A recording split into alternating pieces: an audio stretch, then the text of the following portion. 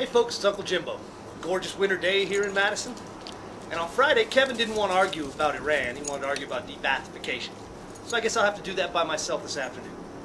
Now I put up a piece saying that we need to go ahead and engage formally in diplomatic relations with Iran and probably Syria too.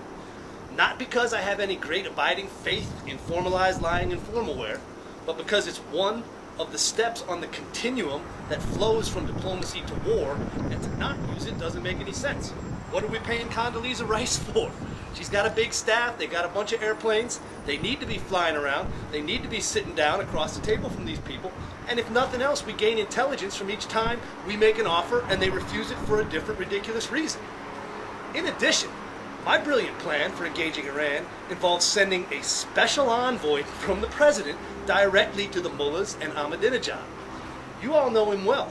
His name's John Bolton, the Walrus. Wouldn't you just pay money to be sitting around the table watching while Bolton stares Ahmadinejad dead in his beady little eyes and says, "Sir, you've been lying to us for decades. We don't believe what you say. We don't believe we can actually make a deal with you. Prove me wrong." That's a kind of diplomacy hasn't been practiced, and that's a kind of diplomacy we need to develop. The idea that we're just going to simply not have formal one-on-one or multilateral relations with our enemies goes counter to one of the most basic pieces of common sense. Keep your friends close and your enemies closer. So let's talk to them. Let's sip some tea around the pool. Heck, let's send Joe Wilson if he's such a brainiac. I don't care, because every time we talk to those people, every time we interact with them, they may drop a mistake. It's another chance for us to reach out to the many Iranians in their diplomatic corps who may not think the mullahs are all that great a bunch of people.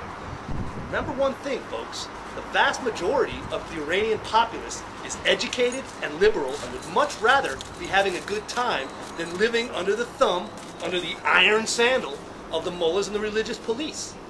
Persia's a pretty prosperous place, always been a very integral part of the culture of this entire world.